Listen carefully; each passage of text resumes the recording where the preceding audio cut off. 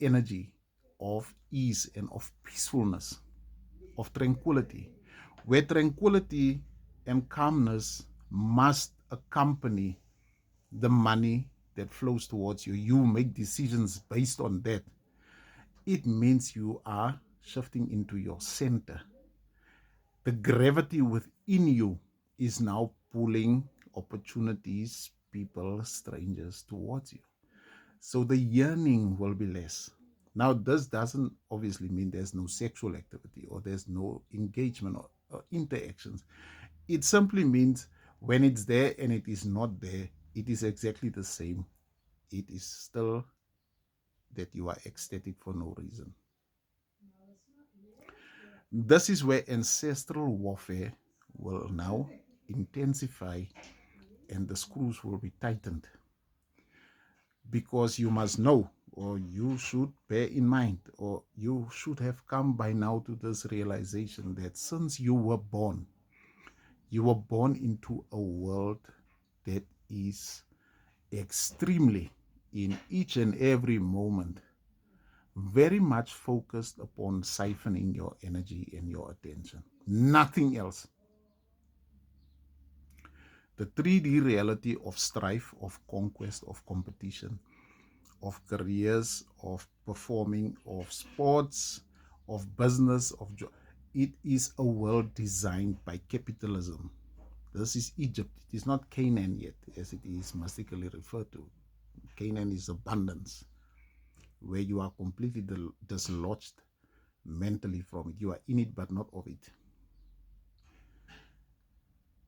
Your birth certificate, the premature removal of your placenta, each and every medicine, a vaccine you got since you were a little child, was the system trying to make sure you are distracted enough to not know your divinity. Everything in the education system, teachers may not know this because they are not clairvoyant.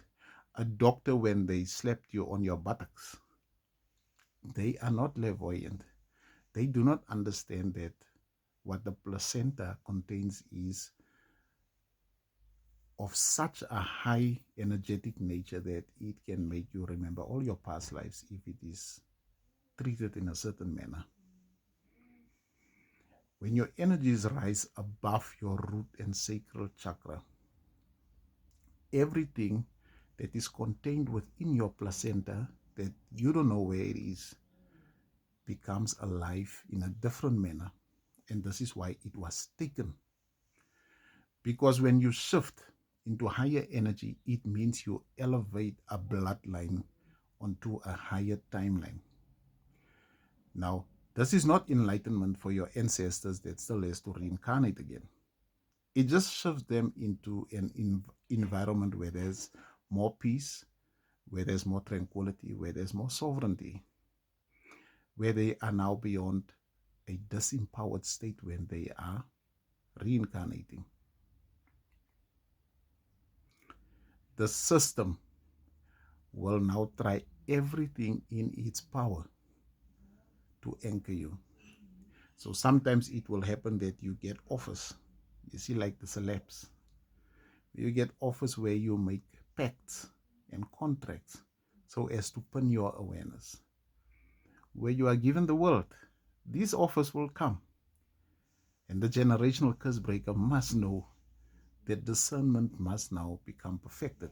Now, when you are not so much in the intellect anymore, of approval, of validation, of leaning on the beliefs of other people who have come before you, whether it be a religious teacher, whether it be a school teacher, whether it be a political leader, whether it was a divine being, a God, a Yeshua, a Buddha, a Muhammad, or you do not have to lean on those words anymore, because life itself has activated from within you outwards.